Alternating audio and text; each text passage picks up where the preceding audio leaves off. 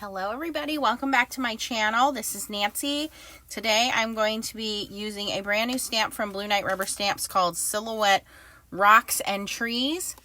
Here is actually what the stamp looks like. And I paired it with the Silhouette Wolf to create this beautiful scene. And I just used some pan pastels, just laid down some colors and mixed them all together and then stamped over it. But today, we're going to do a little bit messier method, as you can see from my nonstick mat. We're just going to use the Silhouette Rocks and Trees. But there are a lot of silhouette images at Blue Knight Rubber Stamps. You want to go check them out. Their website is Blue Knight Rubber Stamps. Again, I'll link everything down below for you as well. Today, we're going to be using pigmented powders. So that's going to be like Brushos or Cosmic Shimmers or Color Bursts, whatever you have. We're going to use some Tim Holtz Distress Watercolor cardstock. And I'm going to make it pretty simple background. That's what I love about these stamps is they're large. The silhouette images are very easy to do simple backgrounds, and then I can decide on what kind of sentiment I want or accessories. There's a lot of animals at Blue Knight Rubber Stamps. If you checked out my previous videos, I'll link the playlist for you, but there's the Silhouette Wolf, the Silhouette Stag, there's the Moose, that's the brand new one to the family. We have Mama Bear and Friends, so a lot of animals that you can add into this. So I'm going to be using the smooth side, so we're going to start with our watercolor mat. I should probably put gloves on, but that's okay. And I think since I did this card in what I call like the twilight, where it's pink, blues, and purples, then I'm going to do the sunrise, sunset, which will be red, oranges, and yellows. And so let's bring some of those in. And I'm going to do them, we'll do it right on the cardstock. So I have my watercolor, or my water sprayer, spritzer. I'm going to have some paper towels off to the side here. And I'm just going to generously spritz this so that it's wet. It will start to curl up, but that's okay. And we're going to start with Gamboge. This is Color Burst. Brusho colors, not Color Burst. But if you have Color Burst, you could use those. And this is kind of a orangey yellow. It's a mixture of like all three colors, like red, orange, and yellow. And you'll see how cool it is when those start to move around. Now, these colors do tend to dry back a little. So don't be afraid to pile them on. And again, because it's on watercolor paper, it is going to kind of warp the paper a little bit, but that's okay. All right, I want a bright pink in the sky instead of red. We do have red, but I want to use pink. Where is the pink? Here we go. So this is called Alizarian Crimson, which is a nice turquoise, a nice fuchsia pink. I'm going to put that in the sky here. I really want to saturate this color on there. And previously when I was making these backgrounds, I think I was being too light with the colors, and so I wasn't getting that saturation. I'm going to use my little Tim Holtz pokey tool to hold this flat. So I really want to saturate that color on there. Now, if you don't like all that saturation, of course, you can take some of that out. You can dab it off with a paper towel, but I really want to keep that saturation in there. Oops, just bumped the camera. And just take my paper towel and just kind of sop up some of that extra.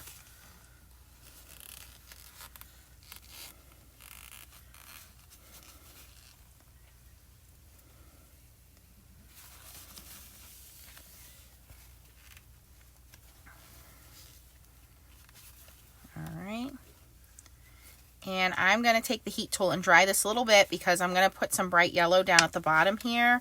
So I don't want to lose this saturation of the color that's already on there. And I don't want to lose the color we're going to add on top of that.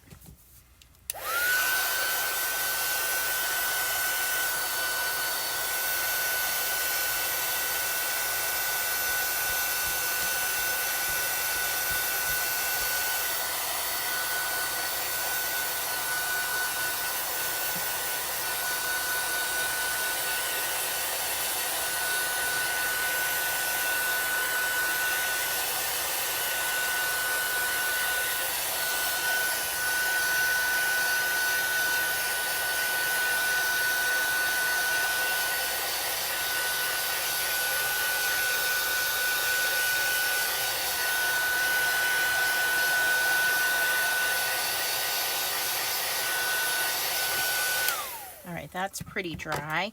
Now, if you don't have Brushos or color bursts, you can also do this pretty much the same way with distress sprays, distress oxide sprays, re-inkers, shimmer spritz.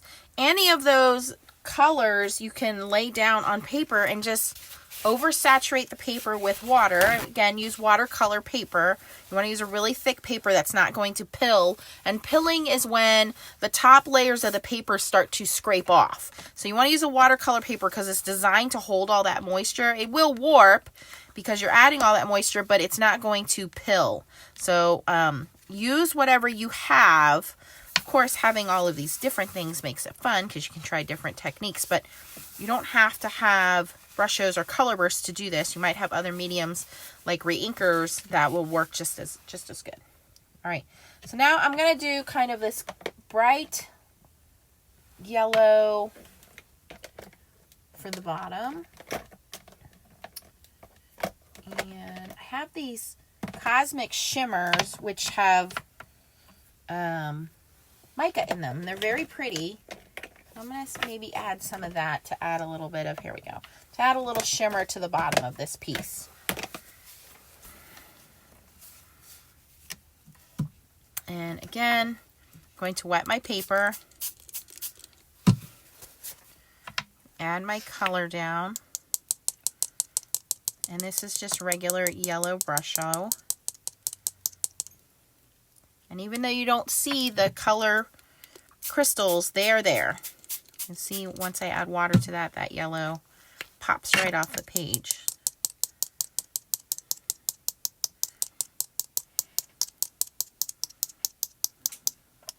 And what's fun is you can make a whole bunch of these backgrounds at once without having any particular stamp set in mind.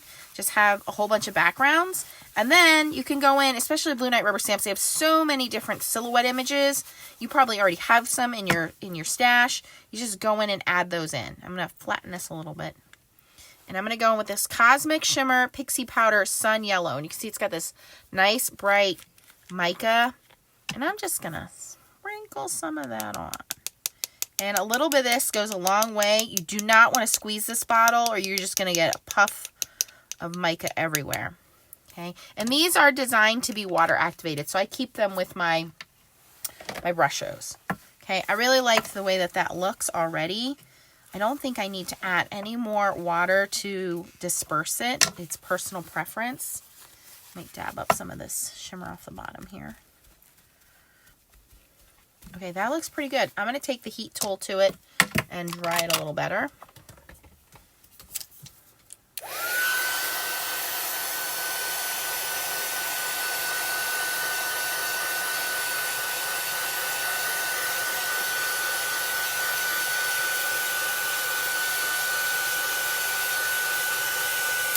I can see as that's drying, there's a lot of shimmer in there. I am going to dilute it a little bit. Just add a little bit of water, dilute that.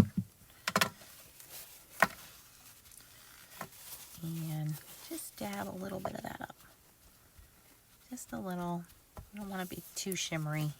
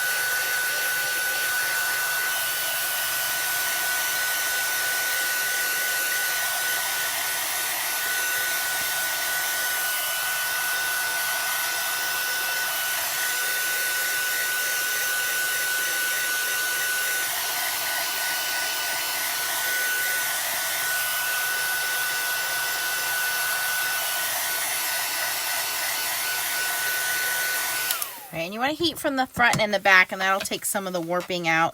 And you can actually run this through, in fact I probably will, run this through your die cutting system, so that way it'll flatten it out a little more. So I am going to do that. Just do your normal sandwich.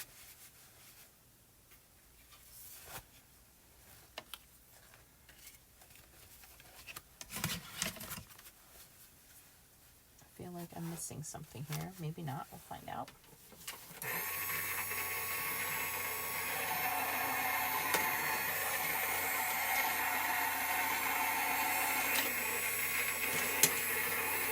All right, so I just run that through my Gemini Junior, and you can see that straightened out a little bit better, which is good enough for me now to do some stamping. Although now I have mica on my cutting plate. Let's wipe that before we put that away. All right. Okay, so now is the easy part. Once you have all these backgrounds made up and you just want to stamp on them, that's all you do. So I'm going to grab my stamp positioning tool. Because this is a silhouette stamp, I do like the stamp positioning tool because it allows me to put multiple layers of ink down and kind of layer it on so that I don't have to worry about it not being dark enough. When you're doing silhouette stamping, it's very important for that to stamp very dark, very black. So we're going to grab this, put that down, and line it up with the edge of the paper. It's like the perfect size. Okay, and if you need extra magnets, there is a little cutout over here. I can kind of stick a little magnet in, maybe. There we go.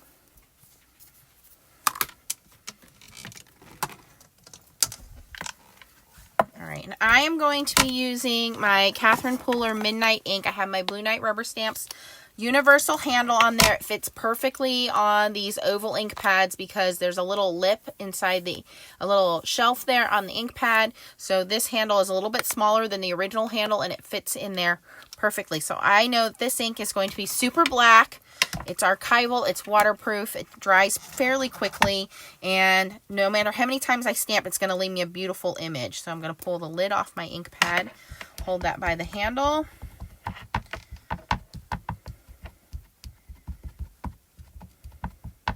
This would be great for any occasion, as with so many of Blue Night rubber stamps. You don't have to put a sentiment on it right away. Like I said, you can make a whole bunch of backgrounds and then go back later, and depending on what your occasion is that you might need a card for, you can stamp the image out. You can stamp your sentiment on there with sympathy, thinking of you, congratulations, happy birthday. You know, this is a very nice masculine card. It can be any theme. You can go in and put the stag, the wolf, any of the other animals that come in any of the other sets. So check your stash and see what you have. But I love silhouette stamping because it's very simple to make an impact just by having some backgrounds. And I've done several backgrounds with pan pastels. I've used the alcohol inks. I've used color or the Brusho. So many different ways you can make backgrounds, and a very simple stamp like this where I don't have to do any coloring, I can make an impactful card just by stamping. Now that's only stamping it twice, and those trees are looking pretty good. Now the ground is going to take a little bit of extra effort just because of all that mica being down there. I can try to brush some of that away. I want to be careful not to smudge my ink. And that's why I use the smooth side of the watercolor paper, because if I would have stamped on the rough side, it may not have come out so well.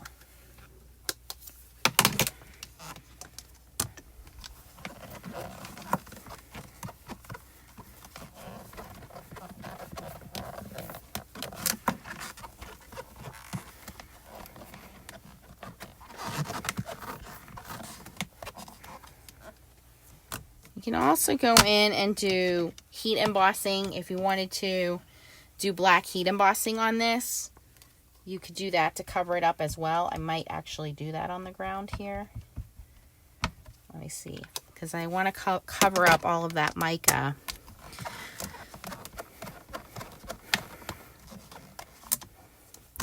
Yeah, I think I'm going to go in with some black heat embossing. So to do that, I'm going to clean my stamp off really well. I think my trees look great. I don't need to do any more stamping with my trees. I just want to cover up that mica.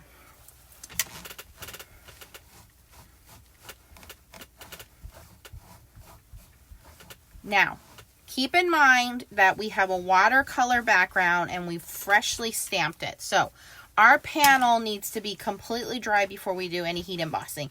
If I try to go in and do heat embossing and this panel is not completely dry, that embossing powder is going to stick to everything. So I'm going to take the heat tool and heat this up and dry it.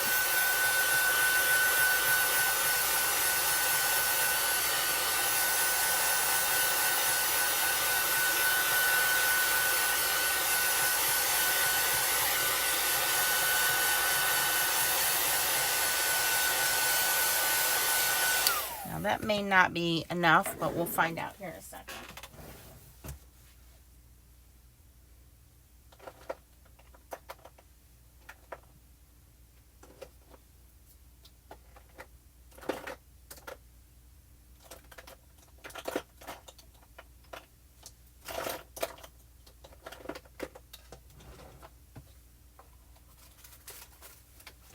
Of course, can't find my black embossing powder when I need it. That's all right. We're going to use a different one. I'm going to take my lid off. Oh, nope, I need that. Stay on there. Not yet. Going to do my anti-static tool on the bottom of the stamp here. The whole bottom here. I don't want that to stick to any of that.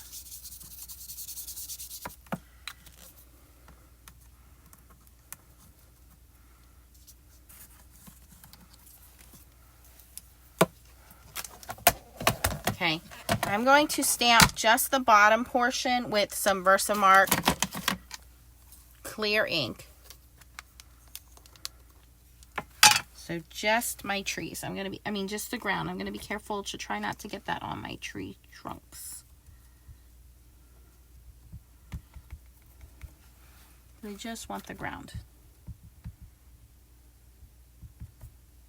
Okay, it's nice and inky. Stamp that down.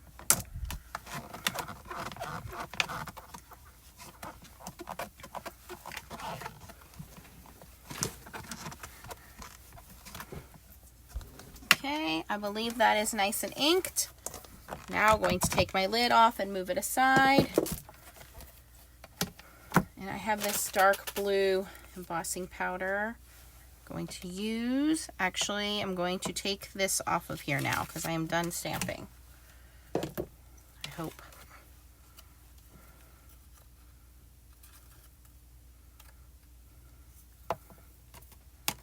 This is a very dark blue, almost black embossing powder.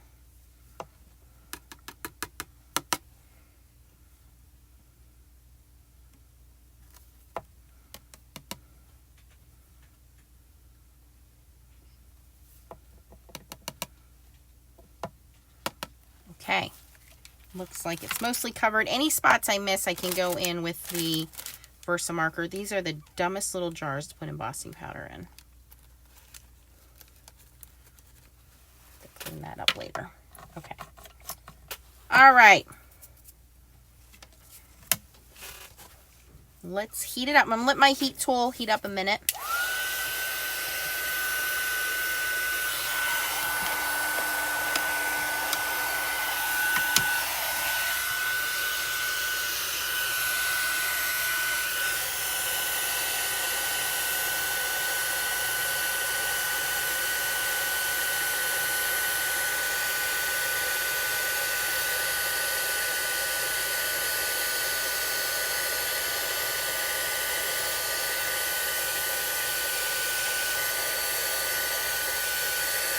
Okay, there it is. Wow, that is pretty. I didn't even need my marker. I thought I was going to need some spots to touch up. But our gold mica is covered on the ground, but you can see it is on the background down here. So it's like if the sun were rising, you would see that, you know, that light come up and come through. We have the orange and the darkness in the sky there. So pretty. And we have that all covered up. I would have preferred black embossing powder, but I didn't feel like digging around the drawer looking for it. And then, if I wanted to stamp a sentiment on there, I could. At this point, this is done. I can cut this down. Again, mount it to some black cardstock or whatever color you want. Cut this down to 5 1/4 by 4. Should be the perfect size.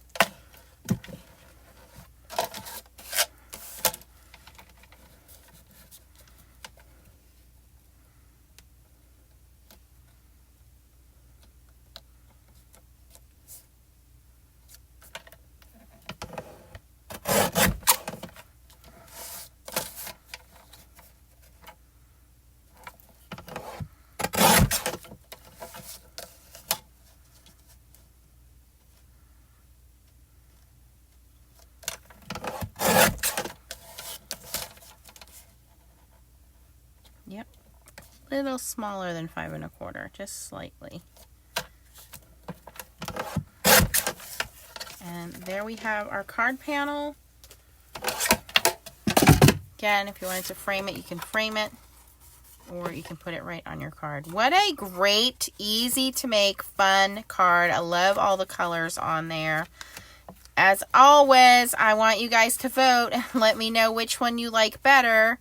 Do you like the one we just made with the Brushos, or do you like the pan pastel one? Ooh, this one's a tough one. I like both of them. Normally there's a real easy winner for me, but I kind of like both of them. I like this color choice too. I could have done that over here, but I like how I really went and saturated the color on this because I don't normally do that. I think it looks great either way. I do love having the little wolf in there, but go check this out. Again, the name of the stamp is Silhouette Rocks and Trees over at Blue Knight Rubber Stamps. Don't forget when you're shopping, if you want to add a little animal, this is the Silhouette Wolf. And get your handle to hold your ink pads. This is the Blue Knight Rubber Stamps universal handle. It comes with one of the magnetic plates. You can purchase a couple other magnetic plates. Everything else I used will be linked down below. If you have any questions, post it down below. If you like this video, please give it a thumbs up. And if you're new to my channel, would love to have you as a subscriber. You can click the little button right here and then click the bell to get notifications. Again, I want you guys to vote. Let me know, do you like the Brusho one or do you like the one with the wolf? Thanks for watching, guys, and keep on stamping. Bye-bye.